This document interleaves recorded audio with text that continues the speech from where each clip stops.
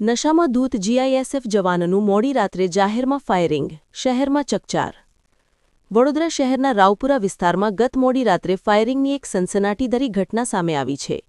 શહેરના કાકાસાહેબના ટેકરા પાસે આવેલા નવદુર્ગા મંદિર નજીક જીઆઈએસએફ એટલે કે ગુજરાત ઇન્ડસ્ટ્રીયલ સિક્યોરિટી ફોર્સના એક કર્મચારીએ હવામાં એક રાઉન્ડ ફાયરિંગ કરતા સ્થાનિકોમાં ભારે ફફડાટ વ્યાપી ગયો હતો.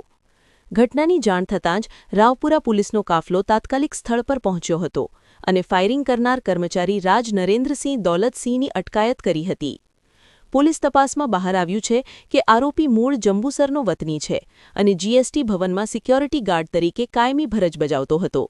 સૌથી ચોંકાવનારી બાબત એ છે કે ઘટના સમયે કર્મચારી નશામાં ચૂર હતો. પોલીસે ઘટના સ્થળેથી ફાયરિંગમાં વપરાયેલી બંદૂક અને જીવતા કારતૂસ કબજે કર્યા છે.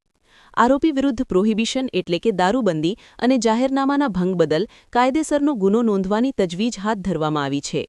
જો કે નશાની હાલતમાં તેણે કયા કારણોસર ફાયરિંગ કર્યું તે હજુ સુધી સ્પષ્ટ થયું નથી. ભરચક વિસ્તારમાં જવાબદાર સુરક્ષાકર્મી દ્વારા આ પ્રકારે હથિયારનો દુરુપયોગ થતાં સુરક્ષા વ્યવસ્થા સામે ગંભીર સવાલો ઊભા થયા છે.